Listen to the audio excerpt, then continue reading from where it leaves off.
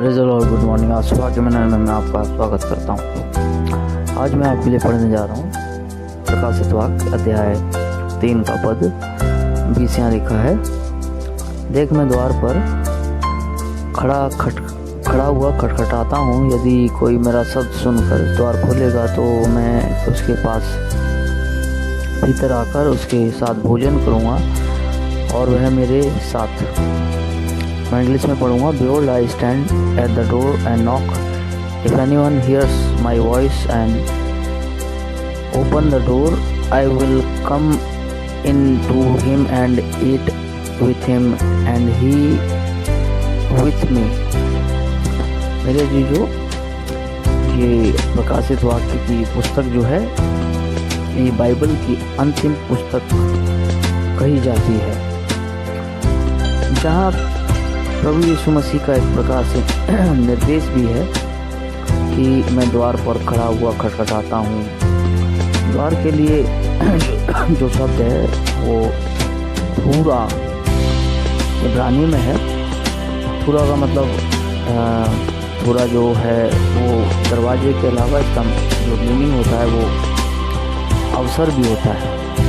हमें अवसर परमेश्वर देता है हमारी ज़िंदगी में। अवसर वो एक बार नहीं देता, बार बार देता है। हम हमारी ज़िंदगी में उतार चढ़ाव को देखते हैं, समस्याओं को देखते हैं, हम गलतियां करते हैं, लेकिन जैसे वचन में लिखा है कि मैं द्वार पर खड़ा खटखटाता हूँ। दरवाज़ा यदि हम खोलते हैं मतलब उस अवसर को प्राप्त करते हैं, तो वचन में लिखा हुआ है हम उसके साथ भीतर बाहर आ जा सकते हैं। मतलब हमें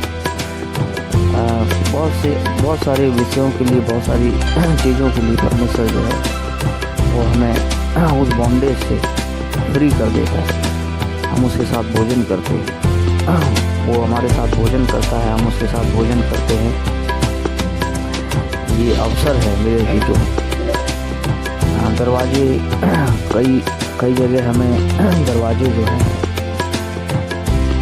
हमें अपने दरवाजे जो है वो बंद भी रखने हैं। जैसे सबके दरवाजे हैं, सबके दरवाज़ों को हमारे जीवन में बंद रखना चाहिए, बंद रहना चाहिए उन दरवाज़ों को हमारे जीवन में, ताकि शैतान हमारे जीवन में काम न करने पाए। शैतान हमारे जीवन में सबको उन ऐसी बातों को लाने न पाए जिससे हमारा विनाश या हम उस अविश्वास की तरफ जाते हैं। मेरे जीजो,